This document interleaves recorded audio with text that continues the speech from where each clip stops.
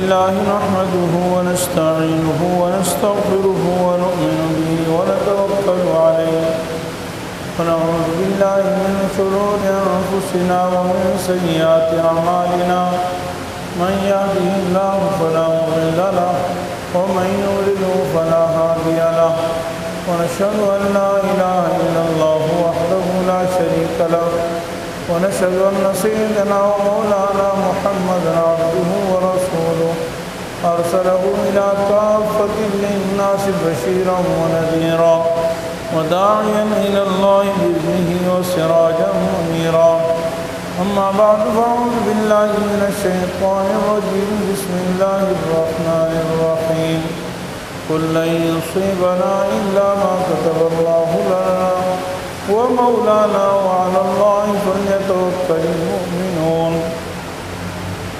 وقال النبي صلى الله عليه وسلم لا عدوى ولا طيرة ولا هامة ولا سفر أو كما قال عليه الصلاة والسلام صدق الله ورسوله النبي الحبيب الكريم ونحن على ذلك لمن الشاهدين والشاكرين والحمد لله رب العالمين. سب حضرات درود شریف پڑھ لیں. اللهم صل على محمد وعلى آل محمد كما صليت على إبراهيم وعلى آل إبراهيم إنك حميد مجيد. اللهم بارك على محمد وعلى آل محمد كما باركت على إبراهيم وعلى آل إبراهيم إنك حميد مجيد. سب تعریفیں اللہ جل جلالہ کے لیے ہیں جو سارے جہانوں کے رب ہیں. وہ سب سے زیادہ مہربان ہیں اور سب پر وہی مہربانی کرنے والے ہیں. دنیا کے مالک بھی وہی ہیں اور آخرت کے مالک بھی وہی ہیں. وہ اکیلے معبود برحق ہیں اور ساری کائنات اسی کی عبادت کرتی ہے. اس کے علاوہ نہ کوئی مدد کر سکتا ہے، نہ اس کائنات میں کوئی مختار ہے یا تصرف کر سکتا ہے. سب اس کے محتاج ہیں اور وہ کسی کا محتاج نہیں ہے. اللہ رب العالمین نے ہمیں پیدا کیا ہے اور ہمیں اس دنیا میں آنے کے لیے ایک مقصد دیا ہے، اور وہ مقصد ہے کہ ہم مرنے کے بعد کی زندگی کی تیاری کریں. اور مرنے کے بعد کی زندگی کی جو تیاری ہے وہ میرے عزیز بھائیو اللہ تعالیٰ کے احکام اور حضور صلی اللہ علیہ وسلم کے طریقوں میں ہے. تو شریعت مطہرہ جو قرآن اور حدیث کی شکل میں ہمارے پاس موجود ہے وہ بہترین ہدایت ہے. رسول اللہ صلی اللہ علیہ وسلم نے فرمایا کہ احسن الکتاب کتاب اللہ واصدق الحدیث کتاب اللہ واحسن الہدی ہدی محمد رسول اللہ صلی اللہ علیہ وسلم. یعنی سب سے بہترین کتاب وہ اللہ تعالیٰ کی کتاب ہے اور سب سے بہترین سیرت وہ حضرت محمد صلی اللہ علیہ وسلم کی سیرت ہے. میرے دوستوں اور عزیز بھائیوں، اللہ تعالیٰ نے ہمیں شریعت کے جو احکام دیے ہیں ان میں سے ایک حکم یہ بھی ہے، وہ جو خاص اس مہینے سے متعلق ہے. یہ سفر کا مہینہ ہے اور آج سفر کی 7 تاریخ ہے. اس مہینے کو جاہلیت کے زمانے میں بھی لوگ منحوس سمجھتے تھے اور نحوست والا سمجھتے تھے. تو اس کے متعلق قرآن و سنت کی کیا ہدایات ہیں، کیا اس میں ہمیں راستہ دکھایا گیا ہے اور قرآن و حدیث میں اس کے لیے کیا رہنمائی فرمائی گئی ہے، تو آج اسی کے متعلق انشاءاللہ گفتگو ہوگی. سفر عربی زبان کا لفظ ہے، اس کا معنی ہے خالی ہو جانا. عرب میں یہ دستور تھا کہ محرم کے مہینے میں لڑائی نہیں کرتے تھے کیونکہ محترم مہینے تھے. رجب کا مہینہ اور ذی القعدہ، ذی الحج اور محرم، یہ 4 مہینے محترم تھے. تو یہ مسلسل 3 مہینے ہیں جو بڑی عزت والے شمار ہوتے تھے، حرمت والے شمار ہوتے تھے. لیکن جب محرم کا مہینہ ختم ہو جاتا تو عرب لڑنے کے لیے گھروں سے نکل جاتے اور تجارتی سفروں وغیرہ پہ نکل جاتے، کوئی کہ گھر خالی ہو جاتے ہیں۔ اس لیے سفر کے مہینے کو سفر کہا جاتا ہے کہ اس میں لوگ اپنے گھروں سے باہر نکل جاتے ہیں کاروبار، تجارت اور جنگ و جدال کے لیے، جیسا کہ عرب میں یہ ایک بڑا فن اور ہنر سمجھا جاتا تھا۔ لیکن جاہلیت کے زمانے سے آج تک سفر کے بارے میں دو رسمیں، یعنی جاہلیت میں دو رسمیں تھیں، قرآن کریم نے دونوں کے بارے میں ہدایت دی ہے۔ ایک رسم تو یہ تھی جاہلیت کے زمانے میں کہ چونکہ محرم کے مہینے میں لڑائی نہیں کرتے تھے، تو کبھی کبھی اگر ان کا دل چاہتا کہ اب ہم لڑائی کر لیں، کیونکہ ذی الحجہ پہ سال ختم ہو جاتا تھا، تو اب ان کا دل چاہتا کہ ابھی اس سال 2 مہینے آرام کر لیا، ذی القعدہ اور ذی الحج، لہذا اب ہم نے سفر لڑائی کرنی ہے اور محرم کا مہینہ میں آرام نہیں کرنا، تو وہ کہہ دیتے تھے کہ اس سال سفر پہلے آ گیا اور محرم بعد میں آ گیا۔ ان کی مرضی تھی، مہینے جدھر چاہتے تبدیل کر لیتے تھے۔ وہ کہتے ہیں سفر اس سال پہلے آ گیا اور محرم کا مہینہ بعد میں آئے گا۔ تو قرآن کریم نے اس کو حرام قرار دیا اور اس کی اصلاح فرمائی۔ رسول اللہ صلی اللہ علیہ وسلم نے جس سال حجۃ الوداع فرمایا، اس سال مہینے اسی ترتیب پر آگے جس ترتیب پر اللہ تعالیٰ نے روز اول سے پیدا فرمائے تھے۔ آج جس ترتیب پر ہمارے اسلامی مہینے ہیں، یہ وہی ترتیب ہے جو ازل سے ہے، یعنی اللہ تعالیٰ نے آسمان و زمین جب سے پیدا فرمایا اسی وقت سے۔ تو اس وقت یہ اعلان ہوا انما النسیء زیادۃ فی الکفر، کہ مہینوں کو آگے پیچھے کرنا، مؤخر کرنا، یہ کفر میں اضافہ ہے، یعنی اس کو کفر قرار دیا گیا ہے۔ اور کفر اسی لیے قرار دیا گیا ہے کہ بہت سارے شریعت کے احکام کا دار و مدار مہینوں سے ہے۔ اگر مہینے آگے پیچھے ہو جائیں تو شریعت کے احکام پر عمل کیسے کیا جائے گا؟ مثال کے طور پر رمضان کے مہینے کے جو روزے فرض ہیں وہ رمضان کے مہینے میں ہی فرض ہیں، لیکن اگر ہمیں یہ معلوم نہ ہو کہ یہ رمضان کا مہینہ ہے یا رجب کا مہینہ ہے، شوال کا مہینہ، اگر آگے پیچھے کر دیں تو لکھا ہوا تو نہیں آتا کیلنڈر پہ کہ یہ کون سا مہینہ ہے، یہ تو ترتیب سے چلا آ رہا ہے۔ ہم جان رہے ہیں کہ اس ترتیب سے یہ مہینے ہیں، تو اس ترتیب سے رمضان آ جاتا ہے، ہم اس کو رمضان کہہ دیتے ہیں۔ تو پھر رمضان کے روزے کیسے رکھیں گے؟ ذی الحجہ میں حج ہوتا ہے، اب اگر حج کا مہینہ آگے پیچھے ہو جائے تو ممکن ہی نہیں کہ ہم حج کے مہینے میں حج کر سکیں، پھر حج کا مہینہ نہیں، حج نہیں کر سکتے۔ اس لیے شریعت نے مہینوں کو مؤخر کرنا یا آگے کرنا یا پیچھے کرنا اس کو حرام قرار دیا۔ دوسری جو رسم تھی جاہلیت کے زمانے میں، وہ سفر کے مہینے کو منحوس سمجھتے تھے۔ رسول اللہ صلی اللہ علیہ وسلم نے فرمایا لا طیر ولا سفر، لا طیر ولا سفر، یعنی بدشگونی لینا یہ جائز نہیں، اور سفر کے مہینے کو منحوس سمجھنا جائز۔ ایک حدیث میں فرمایا لا عدوى ولا طیرۃ ولا حامۃ ولا سفر، یعنی امراض کا متعدی ہونا، یہ سمجھنا کہ ایک شخص سے دوسرے کو مرض یقیناً لگ جاتا ہے اللہ تعالیٰ کی منشا اور مرضی کے بغیر، یہ بھی شریعت میں جائز نہیں۔ ایک آدمی سے دوسرے کی طرف مرض منتقل ہوتا ہے اگر اللہ تعالیٰ چاہیں، اگر اللہ تعالیٰ نہ چاہیں تو نہیں منتقل ہوتا۔ دیکھیے مرض کے بہت سارے اسباب ہوتے ہیں، جیسے آپ جو ہے بہت سارے لوگ جو ہے بعض دفعہ بیمار ہوتے ہیں، ڈاکٹر کے پاس جاتے ہیں تو ڈاکٹر کہتا ہے جی فلاں وائرس پھیلا ہوا ہے اس لیے یہ بچہ بیمار ہے، فلاں وائرس پھیلا ہوا ہے اس لیے آپ کو نزلہ ہو گیا، لیکن آپ باہر نکل کے دیکھیں 1000 آدمی اور ہیں جن کو کوئی نزلہ نہیں ہوا، جن کو کوئی بخار نہیں ہوا، آپ ایک کو ہو گیا۔ اس سے معلوم ہو کہ وائرس سے بھی آدمی بیمار نہیں ہوتا، جب اللہ تعالیٰ چاہتے ہیں تب بیمار ہوتا ہے۔ ایسے ہی مرض ایک دوسرے کو لگنا ہے، جب اللہ رب العالمین چاہتے ہیں تب مرض لگتا ہے، جب نہیں چاہتے تو نہیں لگتا۔ دوسری بات فرمایا کہ بدشگونی، منحوس کسی کی بدشگونی لینا، یہ بھی اسلام میں ناجائز ہے۔ تیسرے نمبر پر فرمایا یہ کہ جن بھوت کی نظر لگ گئی، بلا آ گیا، یہ ہو گیا وہ ہو گیا، اس سے بدشگونی لینا یہ بھی حرام ہے۔ اور چوتھے نمبر پر فرمایا سفر کے مہینے کو منحوس سمجھنا، یہ بھی شریعت میں حرام ہے۔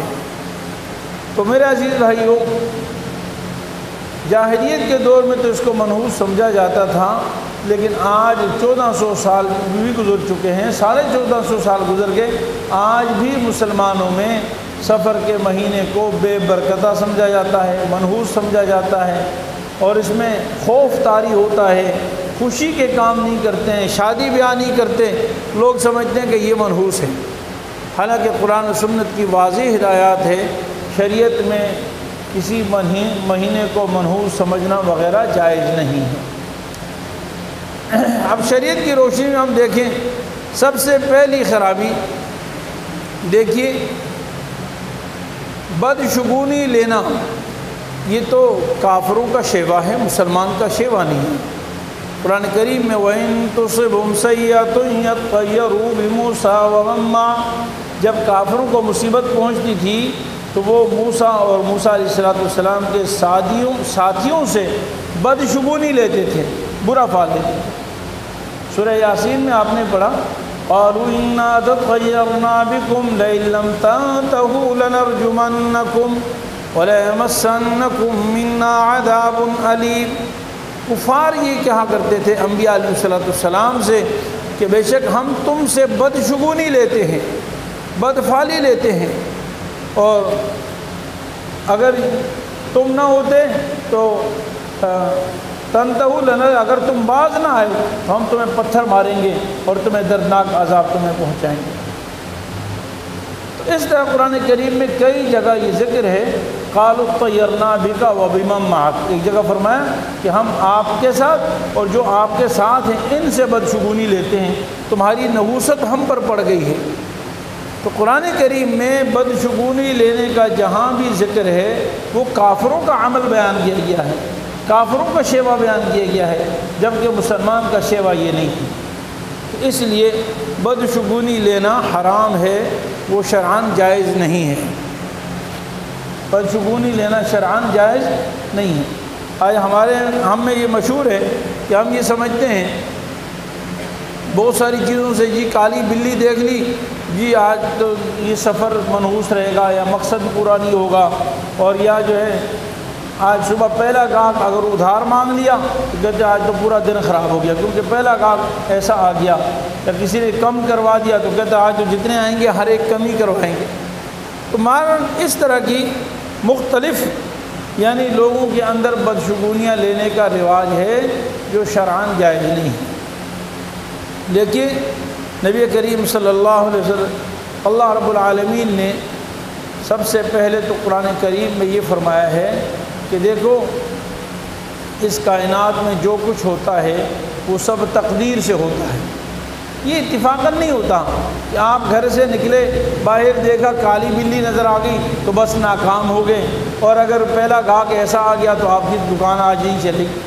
یہ تو کوئی کھیل تماشا نہیں ہے میرے عزیز بھائیوں، اس کائنات میں، اس کائنات کا ایک ذرہ، بلکہ میرے سر کے بالوں کا میں سے ایک بال بھی اللہ رب العالمین کی منشا، اس کی مرضی اور اس کی تقدیر کے بغیر کچھ نہیں کر سکتا ہے، ایک بال حرکت نہیں کر سکتا ہے۔ ما تسقط من ورقۃ الا یعلمها، اللہ تعالیٰ کی منشا اور مرضی کے بغیر، اللہ کے علم کے بغیر ایک پتا درخت کا نہیں گر سکتا ہے۔ تو میرے عزیز بھائیوں، ہم مسلمان ہونے کے باوجود ہمارا اتنا کچا عقیدہ ہے کہ ہم کبھی کس چیز سے ڈرتے رہتے ہیں اور کبھی کس چیز سے بدشگونی لیتے رہتے ہیں۔ قُل لَن يُصِيبَنَا إِلَّا مَا كَتَبَ اللَّهُ لَنَا هُوَ مَوْلَانَا وَعَلَى اللَّهِ فَلْيَتَوَكَّلِ الْمُؤْمِنُونَ، آپ بتا دیجئے کہ ہمیں ہرگز کوئی مصیبت نہیں پہنچے گی مگر وہ جو اللہ تعالیٰ نے ہمارے لیے لکھ دی ہے، جو اللہ نے ہمارے لیے لکھ دی، صرف وہ مصیبت پہنچے۔ وہ ہمارے آقا ہیں، وہ ہمارے رب ہیں، وہ ہمارے مالک ہیں، وہ ہمارے خالق ہیں۔ جب ہم مانتے ہیں کہ سب کچھ کرنے والی ذات اللہ تعالیٰ کی ہے، وہ خالق ہے، مالک ہے، متصرف ہے، پھر بھی ہم مخلوق سے ڈر رہے ہیں اور مخلوق سے بدشگونیاں لیتے ہیں۔ میرے عزیز بھائیوں، ایک جگہ ارشاد ہے وما اصاب مصیبت فی الارض ولا فی انفسکم الا فی کتاب من قبل ان نبرأها، تمہیں کوئی مصیبت نہیں پہنچتی، زمین کے اندر نہ تمہاری ذات کے اندر کوئی مصیبت نہیں پہنچتی، یعنی رزق میں اور ادھر ادھر سیلاب کے اعتبار سے، زلزلے کے اعتبار سے، یا کسی اور مصیبت کے اعتبار سے، یا جسمانی اعتبار سے، بیمار ہونا، فوت ہو جانا وغیرہ جتنی بھی چیزیں ہیں کوئی نقصان نہیں پہنچتا، مگر اللہ تعالیٰ نے اس کائنات کے بنانے سے پہلے ہی اللہ نے یہ سب چیزیں لکھ رکھی ہیں، سب مخلوق کے لیے جو کچھ ہونا ہے وہ انسان کی دنیا میں آنے سے پہلے اس کے لیے لکھا ہوا۔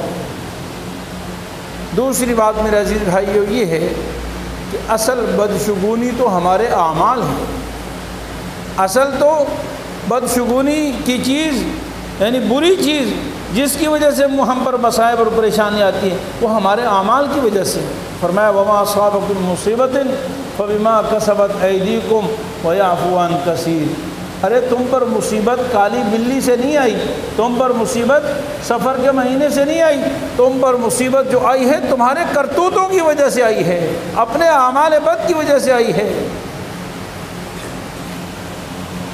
اس دنیا میں جو کچھ ہوتا ہے ظاہر الفساد فی البر والبحر بما کسبت ایدی الناس، اس بر و بحر میں، خشکی اور سمندر میں جتنے فساد ہو رہے ہیں اللہ کا قرآن کہہ رہا ہے کہ وہ لوگوں کے اعمال کی وجہ سے، لوگوں کے برے اعمال کی وجہ، ہمارے اعمال کی نحوست ہے، اور ہم سمجھ رہے ہیں کہ جی مہینے سے ہو گیا اور فلاں بلی سے ہو گیا، فلاں چیز سے ہو گیا۔ ان چیزوں سے کچھ نہیں ہوتا، جو کچھ ہوتا ہے ہمارے اپنے ذاتی اعمال کی وجہ سے ہو رہا ہے۔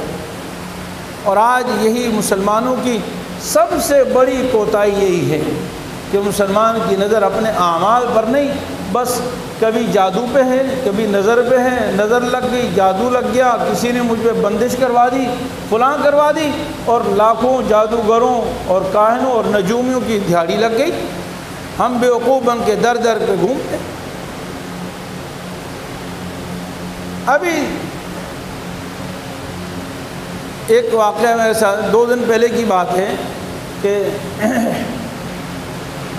ایک شوہر نے مجھ سے رابطہ کیا کہ جی میں طلاق دینا چاہ رہا ہوں اور اس کے بارے میں کوئی مسئلہ پوچھنا ہے آپ سے، میں آپ کے پاس آنا چاہتا ہوں کہ کس طرح دینی چاہیے، شریعت کا حکم کہ یہ بھی اللہ کی غنیمت، ورنہ تو جب طلاق دیتے ہیں تو بیوقوف بن کے دیتے ہیں، وہ سمجھدار بن کے اس نے سمجھا کہ ایک عالم دین سے پوچھ لیا جائے، اور بیوی سے اس کی کئی مہینوں سے لڑائی تھی، جھگڑا تھا، اور وہ بالکل سیکھ پا تھا کہ مجھے چھوڑنا ہی چھوڑنا ہے، کوئی اس کے سوا کوئی راستہ نہیں ہے۔ اچھا اس کی بیوی کو پتہ چل گیا کہ یہ میرے شوہر آج مفتی صاحب کے پاس جائیں گے، اور اس کو میرا نمبر بھی کہیں سے مل گیا، تو اس نے مجھے فون کر دیا کہ میرے شوہر آپ کے پاس آئیں گے، وہ طلاق دینا چاہتے ہیں، لیکن آج سے پہلے تو بہت زیادہ محبت کرتے تھے اور مجھ سے پیار کرتے تھے اور بڑے ہم نے پیار سے شادی کی ہے، نہ جانے چند مہینوں سے میرے شوہر کا یہ مزاج بدل گیا ہے، آپ ذرا یہ چیک کیجئے کہ جادو ہے،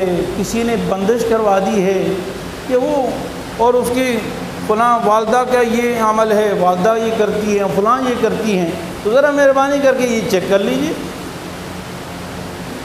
تو میں کوئی عامل تو نہیں ہوں، لیکن میں نے کہا ٹھیک ہے چلو کرتے ہیں انشاءاللہ، دیکھ لیں گے۔ تو میں نے ان کی باتوں سے سمجھا کہ واقعی کہیں بہت بڑا جادو وغیرہ ہوگا۔ بہرحال وہ شوہر میرے پاس آئے تو انہوں نے اپنی شکایت کی، میں نے کہا کیا بات ہے، آپ کیوں طلاق دینا چاہتے ہیں؟ تو انہوں نے اتنی باتیں کی کہ وہ میری ماں کو یوں گالی دیتی ہے، بہنوں کو یوں گالی دیتی ہے، فلاں بھائیوں کو یوں گالی دیتی ہے، دوستوں کے سامنے یہ ذلیل کرتی ہے، میرے اوپر ڈنڈا اٹھا لیتی ہے، اتنی اس کی برائیاں بیان کی۔ اور پھر ٹیلی فون میں لا کر میں نے اس سے تصدیق کی کہ یہ آپ کے شوہر یہ کہہ رہے ہیں، دیکھیں یہ آپ کے شوہر آپ کے سامنے یہ باتیں کر رہے ہیں، اور کیا آپ یہ کرتی ہیں؟ تو پہلے تو دائیں بائیں شائیں کرنے لگی، میں نے کہا آپ یہ کرتی ہیں؟ تو وہ تو کہہ رہا میں چھوڑنے کے لیے تیار ہوں، میں بس ابھی طلاق دے رہا ہوں۔ تو تھوڑی دیر میں کہہ رہی ہیں ہاں میری غلطی ہے، مجھ سے اس طرح زبان درازی ہو جاتی ہے۔ تو میرے عزیز بھائیوں، سب سے زیادہ جادو تو ہماری زبان ہے، ہمارے کرتوت ہیں، ہمارے اعمال ہیں۔ یعنی ایک ایسی بیوی جو دن رات شوہر کی تذلیل کرتی رہتی ہے، اس کی گالیاں دیتی ہے، اس کی ماں بہن کو گالی دیتی ہے، اور اس کو بھی شک کیا ہے کہ یہ میرے شوہر پہ کسی نے جادو کر دیا۔ تو میں نے کہا اس سب سے بڑی جادوگر تو تم خود ہو جو تم نے اپنے شوہر پہ کیا ہوا ہے۔ یہ تو اتنا شریف انسان ہے کہ اتنی گالیاں سن کر بھی وہ تمہیں برداشت کر رہا ہے، اور پھر وہ کسی مولوی صاحب کے پاس بھی جا رہا ہے مسئلہ پوچھنے کے لیے، ورنہ تو کوئی اور ذرا سر پھیرا ہوتا تو ایک ہی دفعہ گالی سن کر دوسری دفعہ تمہیں نہ جانے کیا کر دیتا۔ تو بہرحال میرے عزیز بھائیوں، آج ہمارا حالت یہی ہے، آج ہماری دکان نہیں چلتی، ہم کہتے کسی نے بندش کر دی، ملازمت نہیں مل رہی، ہم کہتے کسی نے جادو کر دیا، فلاں کام ہو گیا بس یہ کر دیا۔ تو اس لیے سب سے جو اصل چیز ہے جس کی وجہ سے ہماری اوپر نحوست ہے وہ ہمارے اعمال کی ہے، اس لیے نحوست بدشگونی نہیں لینی چاہیے۔ تیسری بات میرے عزیز بھائیوں، ہم میں سے جو لوگ دنوں کو، مہینوں کو، اوقات کو منحوس سمجھتے ہیں، بعض لوگ کہتے ہیں جی بھئی یہ دن منحوس تھا، آج میں نے کام کیا اس سے نقصان ہو گیا، میں نے فلانے دن شادی کی اس سے ہی نقصان ہو گیا، فلانا مہینہ بڑا منحوس تھا اس لیے میرا یہ نقصان ہو گیا، فلانا دن، فلانا مہینہ، فلانا وقت یہ منحوس وقت۔ میرے عزیز بھائیوں، نبی کریم صلی اللہ علیہ وسلم کا ارشاد ہے، اور غور سے سننے کی بات ہے، حضور صلی اللہ علیہ وسلم فرماتے ہیں کہ یوزینی ابن آدم، قال اللہ عز وجل یوزینی ابن آدم یسب الدہر وانا الدہر بیدی الامر اقلب اللیل والنہار، بخاری شریف کی حدیث ہے۔ رسول اللہ رب العالمین فرماتے ہیں، رسول اللہ علیہ وسلم کا ارشاد ہے اور اللہ تعالیٰ کی طرف سے نقل فرماتے ہیں، اس کو کہتے ہیں حدیث قدسی۔ رسول اللہ علیہ وسلم فرماتے ہیں کہ اللہ رب العالمین نے فرمایا مجھے انسان بڑا ستاتا ہے، انسان مجھے بڑی تکلیف دیتا ہے۔ آپ اندازہ لگائیں میرے عزیز بھائیوں، آج جو ہم کام کر رہے ہیں اللہ تعالیٰ جو ساری کائنات کے خالق و مالک ہیں وہ کیا فرما رہے ہیں؟ فرمایا کہ مجھے انسان بہت ستاتا ہے، مجھے تکلیف دیتا ہے۔ کس طرح؟ فرمایا کہ زمانے کو گالیاں دیتا ہے، وَأَنَا الدَّهْرُ، اور زمانہ تو میں ہوں۔ یسب الدہر، یہ انسان زمانے کو گالی دیتا ہے، وَأَنَا الدَّهْرُ، اور میں زمانہ ہوں، اس لیے کہ بیدی الامر، میرے ہاتھوں میں سارا نظام ہے، دن بھی میرے کنٹرول میں، رات بھی میرے کنٹرول میں، صبح بھی میرے کنٹرول میں، شام بھی میرے کنٹرول میں، ساری مخلوق میرے ہاتھ میں ہے۔ تو میری مخلوق کو گالیاں دیتا ہے تو وہ مجھے گالیاں دے رہا ہے۔ اقلب اللیل والنہار، دن اور رات کا لانا میرا کام ہے۔ تو میرے عزیز بھائیوں، زمانے کو گالی دینا یہ در حقیقت اللہ رب العالمین کو گالی دینا ہے۔ تو زمانے کو گالی دینا، برا بھلا کہنا، منحوس سمجھنا، برا سمجھنا، یہ جی منحوس ہے۔ بعض لوگ ہیں نا جی بارش کو گالی دیتے ہیں، جی بارش کی ایسی تیسی، بخار کو گالی دیتے ہیں، بخار کی ایسی تیسی۔ ارے میرے عزیز بھائیو، یہ تو سب اللہ کے حکم کے تابع ہیں، یہ تو سب اللہ کے بندے ہیں، اللہ کے غلام ہیں، اللہ کے حکم کے تابع ہیں۔ اللہ سے مانگو کہ یا اللہ بخار ہٹا دے، یا اللہ اپنے فضل سے فلاں بیماری کو ختم فرما دے، یہ مصیبت ختم فرما دے، اللہ سے مانگو۔ تو بہرحال میرے عزیز بھائیو، ایک بڑا نقصان یہ ہے کہ بدشگونی لینے سے اللہ تعالیٰ کی بے ادبی ہوتی ہے، اللہ کو اذیت پہنچتی ہے، حدیث سے معلوم ہے۔ چوتھی بات یہ ہے کہ اللہ تعالیٰ نے قرآن کریم میں ان لوگوں کی فضیلت بیان فرمائی ہے جو بدشگونی سے اپنے آپ کو بچاتے ہیں، احادیث میں اس کی فضیلت ہے۔ ایک حدیث میں رسول اللہ صلی اللہ علیہ وسلم نے ارشاد فرمایا کہ مجھے میری امت دکھلائی گئی، فرمایا کہ یہ آپ کی امت ہے، اور پھر فرمایا کہ اس آپ کی امت میں سے 70,000 لوگ بغیر حساب کے اور بغیر عذاب کے جنت میں چلے جائیں گے، ان کا کوئی حساب نہیں ہوگا اور ان کو کوئی عذاب نہیں ہوگا، وہ ڈائریکٹ پہلے نمبر پر جنت میں چلے جائیں گے، 70,000 لوگ۔ اور پھر رسول اللہ صلی اللہ علیہ وسلم نے ارشاد فرمایا کہ یہ 70,000 تو امام ہوں گے، قائد ہوں گے، رہبر اور رہنما ہوں گے، ہر ایک کے پیچھے چلنے والے بھی 70,000 ہوں گے، یعنی 70,000 کے پیچھے چلنے والے ہر ایک کے ساتھ 70,000 افراد جائیں گے۔ تو صحابہ کرام نے رسول اللہ صلی اللہ علیہ وسلم فرماتے ہیں کہ میں نے کہا کہ وہ کون لوگ ہوں گے جو بغیر حساب کے جنت میں جائیں؟ فرمایا حضور صلی اللہ علیہ وسلم نے الذین لا یکتوون ولا یسترقون ولا یتطیرون ویتوکلون علی اللہ، جن میں 4 صفات ہیں۔ جو داغ نہیں لگاتے. پہلے زمانے میں داغ لگا کے علاج کیا جاتا تھا، وہ داغتے نہیں ہیں. دوسرے نمبر پر ولا یتطیرون، وہ یسترقون، وہ تعویذ نہیں کرتے ہیں. تعویذ سے مراد وہ تعویذ ہے جو زمانہ جاہلیت میں ہوتا تھا، جس کے اندر شرکیہ اور کفریہ کلمات ہوتے تھے، وہ تعویذ نہیں کرتے. اور تیسرے نمبر پر فرمایا کہ ولا یتطیرون، بدشگونی اور بدفعلی کبھی نہیں لیتے ہیں. اور چوتھے نمبر پر فرمایا وَيَتَوَكَّلُونَ عَلَى اللَّهِ، اللہ کی ذات پر ان کا بھروسہ اور اعتماد ہے. میرے عزیز بھائیوں، مسلمان کو تو ہر کام میں اچھا ہو یا برا بس اللہ کی ذات پر بھروسہ کرنا چاہیے. اگر نقصان ہو گیا تو اسی میں اللہ نے خیر رکھی ہے، میرے رب نے یہ کیا ہے. اگر فائدہ ہو گیا تو میرے رب نے یہ کیا ہے. هو مولانا وعلى الله فليتوكل المؤمنون لا الہ الا هو علیہ توکلت وهو رب العرش العظیم. میرے عزیز بھائیوں، ایمان کا سب سے بڑا حصہ توکل علی اللہ ہے. اللہ تعالیٰ کی ذات پر توکل کرنا ہے. اور بدشگونی لینے کا بہت بڑا گناہ ہے. ایک تو رسول اللہ صلی اللہ علیہ وسلم نے منع فرمایا. پھر حدیث پاک میں آتا ہے کہ جس شخص نے حضرت عبداللہ ابن مسعود رضی اللہ عنہ کی حدیث ہے کہ الطیرۃ شرکن، الطیرۃ شرکن، یعنی بدشگونی لینا شرک ہے. اور فرمایا کہ من ردت الطیرۃ من الحاجہ فقد اشرک، جس شخص کو بدشگونی نے کسی کام سے روک دیا. مثال طور پر ایک آدمی کام کرنا چاہتا تھا، کہتا یار نہیں منحوس ہے آج نہیں کرنا. جیسے شادی کرنے کا سب پروگرام سفر میں بھی ہو سکتا ہے، نہیں یار سفر میں نہیں کرنا، منحوس مہینہ ہے شادی نہیں کرنی، اگلے مہینے میں کریں گے، یہ تو منحوس مہینہ. فرمایا جس شخص کو کسی کام سے بدشگونی نے روک لیا، فرمایا اس نے شرک کیا اللہ تعالیٰ کے ساتھ. وہ اللہ تعالیٰ کے ساتھ شریک سمجھ رہا ہے، وہ گویا کہ مہینے کو نفع اور نقصان دینے والا سمجھ رہا ہے. حالانکہ اس کائنات میں نفع نقصان دینے والی ذات کون ہے؟ صرف ایک اللہ رب العالمین ہے. نبی کریم صلی اللہ علیہ وسلم نے اپنے ایک صحابی سے فرمایا وَعَلَمْ أَنَّ الْأُمَّةَ لَوْ اجْتَمَعَتْ عَلَىٰ أَن يَنفَعُوكَ بِشَيْءٍ لَا يَنفَعُوكَ إِلَّا بِشَيْءٍ كَتَبَهُ اللَّهُ لَكَ وَلَوْ اجْتَمَعُوا عَلَىٰ أَن يَضُرُّوكَ بِشَيْءٍ لَا يَضُرُّونَكَ إِلَّا مَا كَتَبَ اللَّهُ لَكَ. میرے عزیز بھائیو، رسول اللہ نے فرمایا کہ اے میرے صحابی، اگر ساری کائنات جمع ہو جائیں اور تجھے کسی چیز سے نفع پہنچانا چاہیں، نہیں نفع پہنچا سکتے جب تک اللہ نے نہ لکھا ہو.